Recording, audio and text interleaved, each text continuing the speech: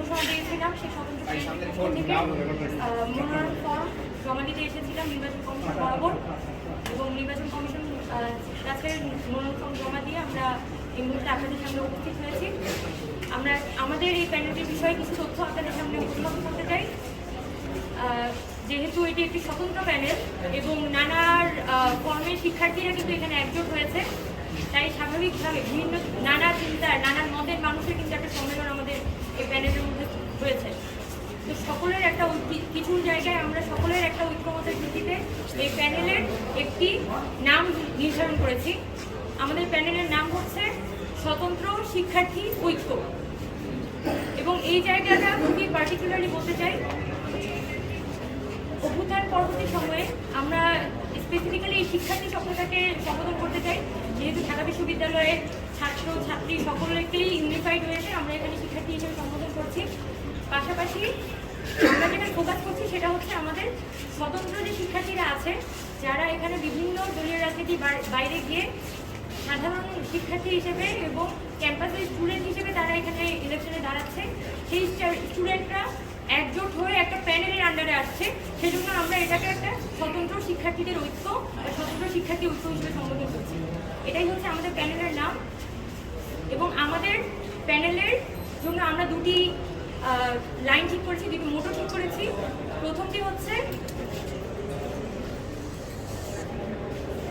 প্রথমটি হচ্ছে দলীয়করণের বিরুদ্ধে, আর দ্বিতীয় যে লাইনটি সেটি হচ্ছে পলিটিক্যালি কশাস বাট একাডেমিক ক্যাম্পাস। অর্থাৎ ঢাকা বিশ্ববিদ্যালয়ে যেহেতু ঢাকা বিশ্ববিদ্যালয়ে আজকে 104 বছর বয়স, এবং বাংলাদেশের স্বাধীনতার পূর্ব থেকেই কিন্তু ঢাকা বিশ্ববিদ্যালয় রাজনৈতিকভাবে অনেক বেশি সক্রিয় ছিল, এবং এই এই পূর্ব কি বলা যায়, মানে আমাদের এই ভারতবর্ষে দেখা যায় রাজনীতির যে গতিধারা সেটা নির্ধারণে কিন্তু ঢাকা বিশ্ববিদ্যালয় একটা অসম্ভব গুরুত্বপূর্ণ ভূমিকা পালন করেছে, যেটা আসলে অস্বীকার করার কোনো উপায় নেই।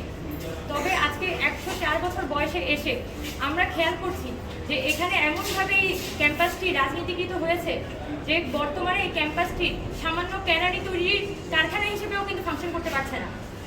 সেই জায়গায় আমরা এই ক্যাম্পাসটিকে একটি বেটার একাডেমিক এনভায়রনমেন্ট এখানে তৈরি করতে চাই।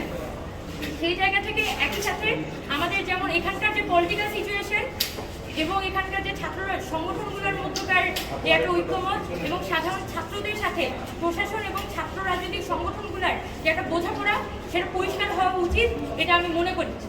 সেটার জন্য আমরা বলেছি যে আমাদের সাধারণ ছাত্ররা আমরা রাজনীতি সচেতন থাকবো, উই আর পলিটিক্যালি কশাস, কিন্তু আমাদের যে ক্যাম্পাসটা হবে সেই ক্যাম্পাসটা আসলে একাডেমিয়ার অ্যারাউন্ড তৈরি হবে, এবং ক্যাম্পাসের যে সিস্টেম সেটা আসলে রাজনীতির উপর দাঁড়িয়ে তৈরি হবে না।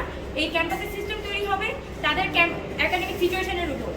আমরা দেখতে পাচ্ছি যে খুবই কনসার্নিং একটা ইস্যু, যে আমাদের অতি গুরুত্বপূর্ণ একটা ঐতিহাসিক ডাকসু নির্বাচন আগামী 9 সেপ্টেম্বর আয়োজিত হতে চলেছে, কিন্তু খুবই দুঃখজনকভাবে আমাদের বেশিরভাগ ডিপার্টমেন্টেরই কিন্তু পরীক্ষা, এবং অনেক স্টুডেন্ট আছে যারা কিন্তু এই ডাকসু ইলেকশনে পার্টিসিপেট করার ব্যাপারে, অংশগ্রহণ করার ব্যাপারে অত্যন্ত আগ্রহী ছিলেন, কিন্তু তাদের semester final, year final, PS চলছে, এসব কারণে তাদের মধ্যে আগ্রহটা নানান কারণে কিন্তু নিয়ে গেছে।